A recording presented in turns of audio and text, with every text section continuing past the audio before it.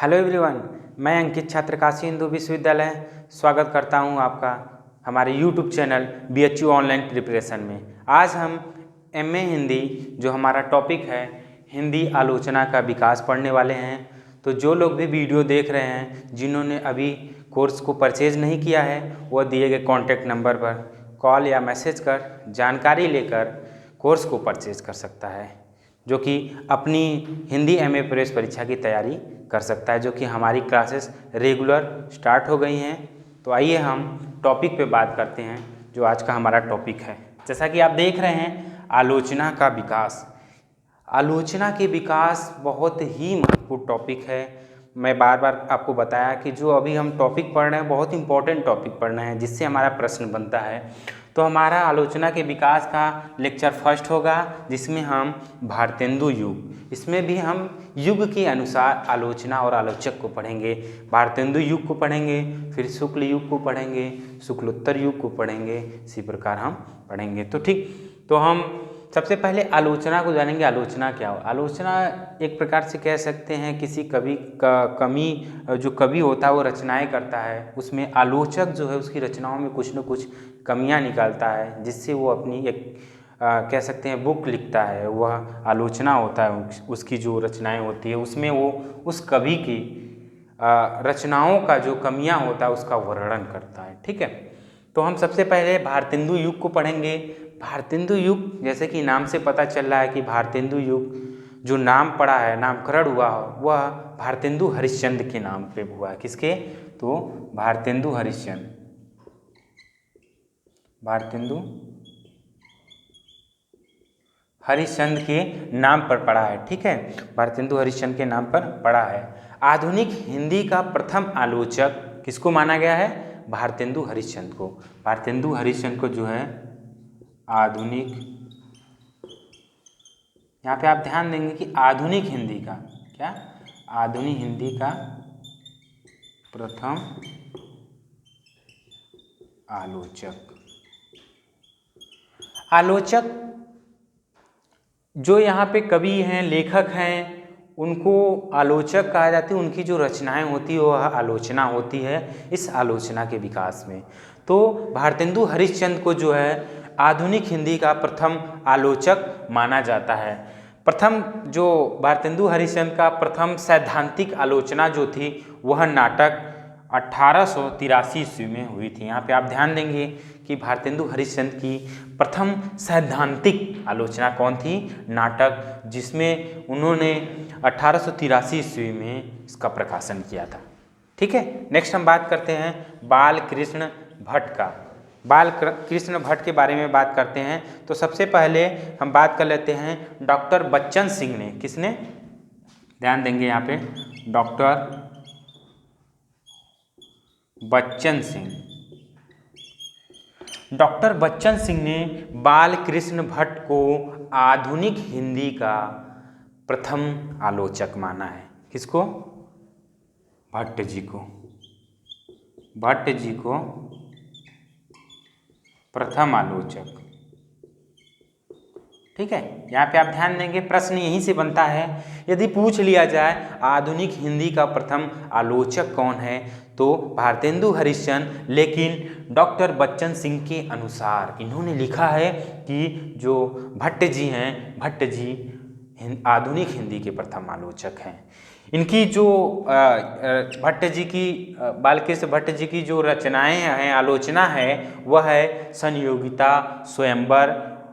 कब? 1886 ईस्वी में हुई थी। किसमें? तो हिंदी प्रदीप पत्रिका में। ध्यान देंगे आप, हिंदी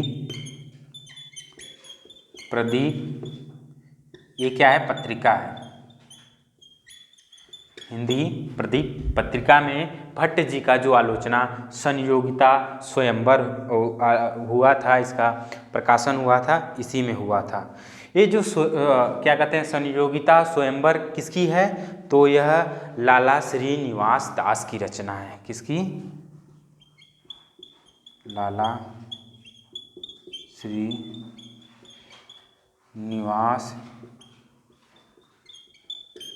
दास की रचना है।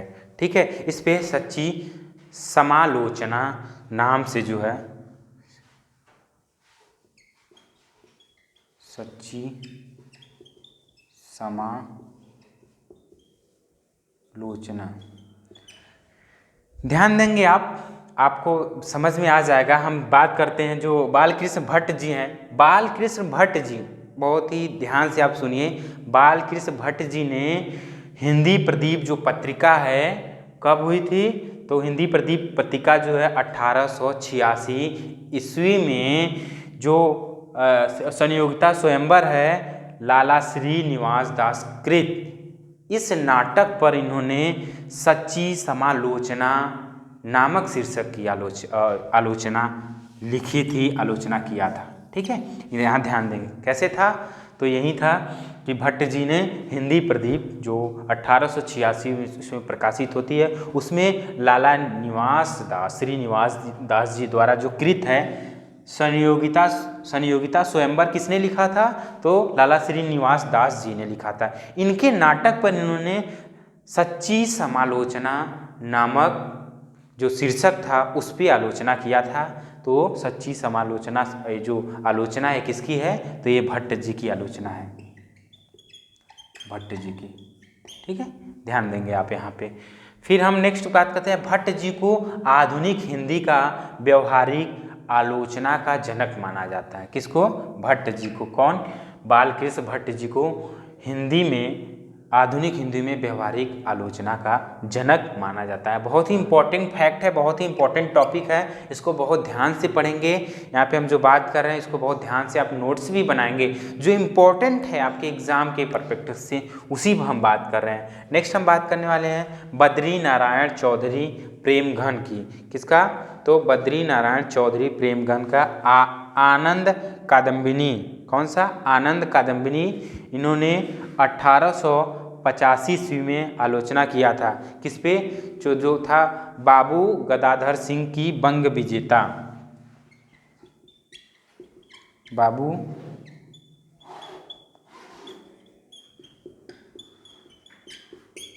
किसका? बाबू गदाधर सिंह की जो बंग विजेता था, बंग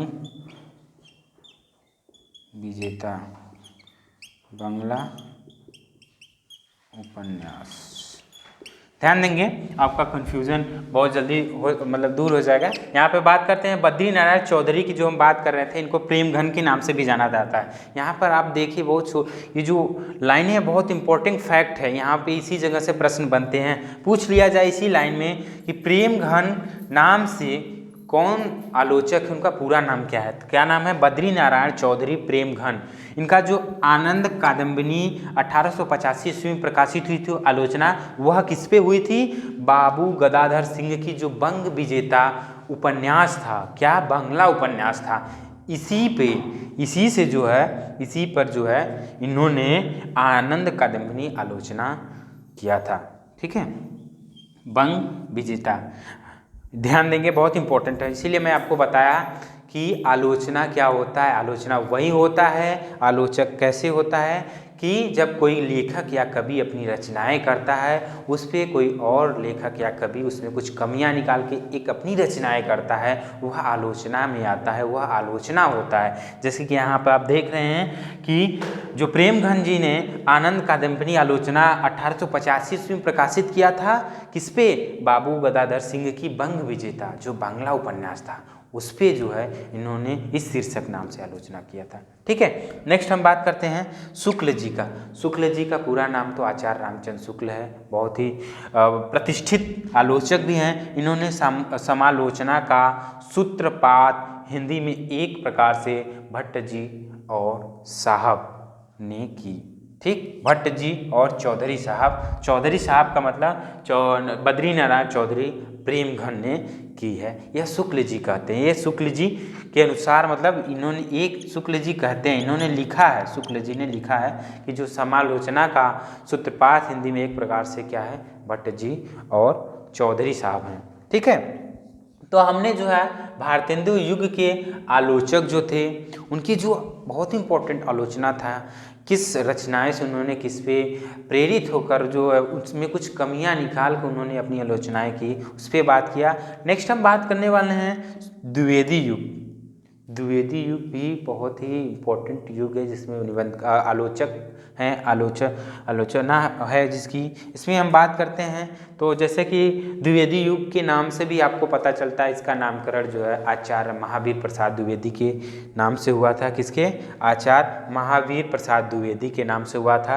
प्रथम लोकवादी आचार्य जो है आचार्य महाप्रसाद द्विवेदी को कहते हैं। क्या ध्यान देंगे, आपके एग्जाम में पूछ लिया जाए प्रथम जो थे, प्रथम कौन सा प्रथम? आधुनिक हिंदी के प्रथम।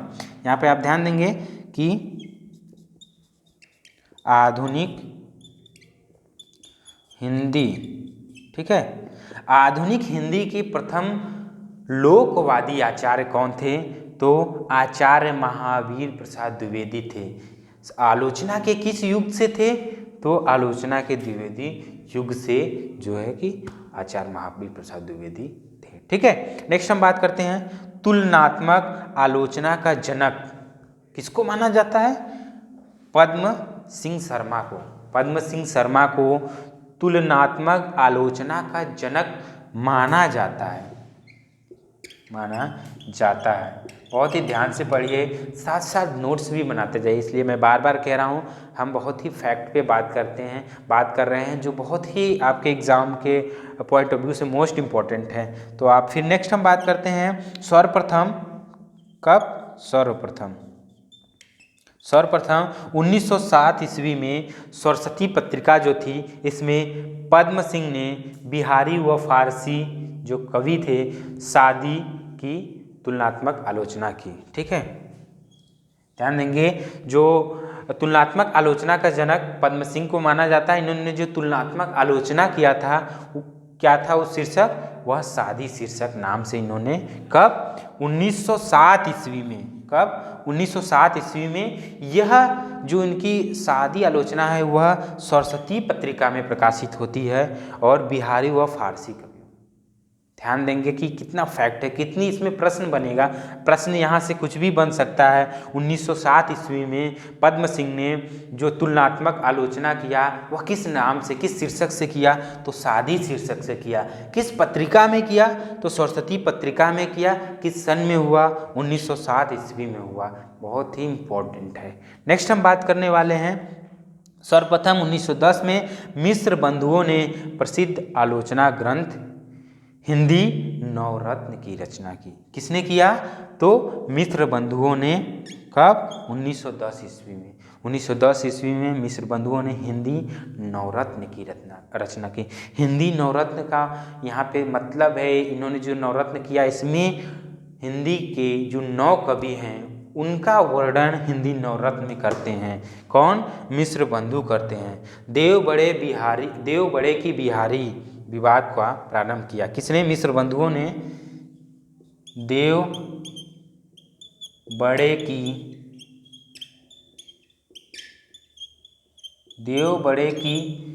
बिहारी विवाद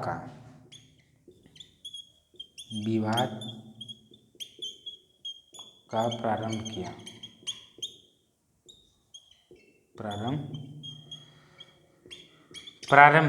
ध्यान देंगे यहाँ पे जो हमने अभी लिखा कि मिश्र बंधुओं ने देव बड़े की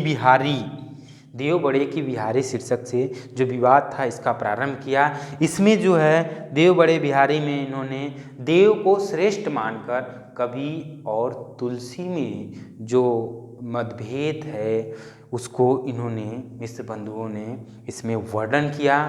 तो आप इसको नोट करेंगे। उसके बाद हम जो मिश्र बंधुओं का हिंदी नवरत्न है, नवरत्न में कितने 9 कवि हैं उसको पढ़ते हैं और कुछ और आलोचक और आलोचना को पढ़ते हैं जो बहुत ही इम्पोर्टेंट हैं। तो आप इसको नोट करिए, फिर हम बात करते हैं। आप लोग नोट कर लिए होंगे, हम जो बात करने वाले थे मिश्र बंधुओं का जो हिंदी नवरत्न था उसमें जो 9 कवि है इन पे हम बात कर लेते हैं। वो जो 9 कवि है नवरत्न में उसको एक बार आप जान जाइए, एक बार पढ़ लीजिए।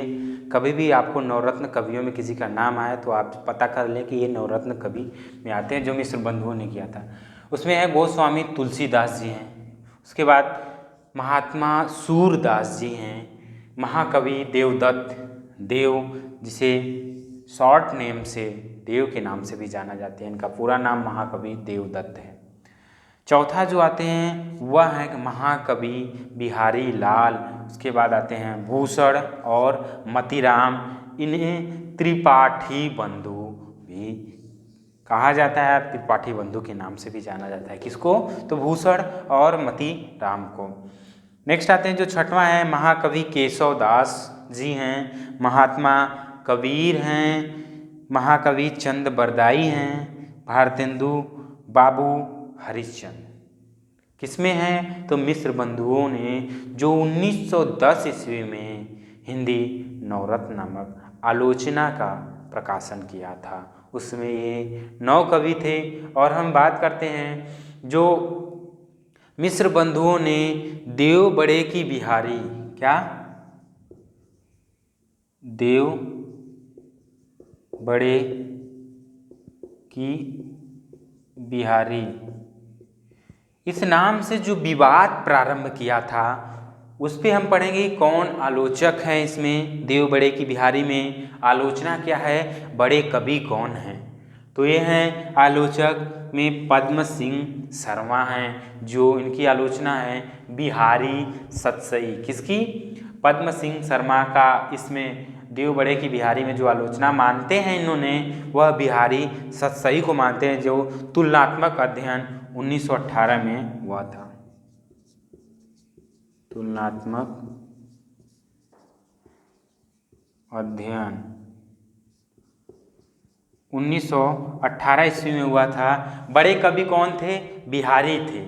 ध्यान देंगे जो बिहारी सतसई है वह बिहारी द्वारा रचित है, लेकिन यहाँ पे आलोचक की बात हो रहा है। पद्म सिंह शर्मा ने इस बड़े कवि देव बड़े की बिहारी में जो विवाद था उसमें इन्होंने बिहारी को माना है। उनकी क्या आलोचना थी? बिहारी सतसई। किसने माना है? पद्म सिंह शर्मा ने। ठीक है, नेक्स्ट बात करते हैं कृष्ण बिहारी मिश्र के अनुसार इन्होंने किसको माना है? देव बड़े की बिहारी में जो विवाद हुआ था इन्होंने इसमें देव को माना है। किसको? जो बड़े कवि हैं वह देव को माना है। देव और बिहारी इनकी आलोचना है, इस नाम से इनकी शीर्षक है। किसका है? तो देव की है। ठीक है, नेक्स्ट हम बात करते हैं लाला भगवान दीन। लाला भगवान दीन मानते हैं किसको? बिहारी को बड़े कवि मानते हैं। उनकी जो बिहारी और देव नाम से आलोचना हुई है वह उनको मानते हैं।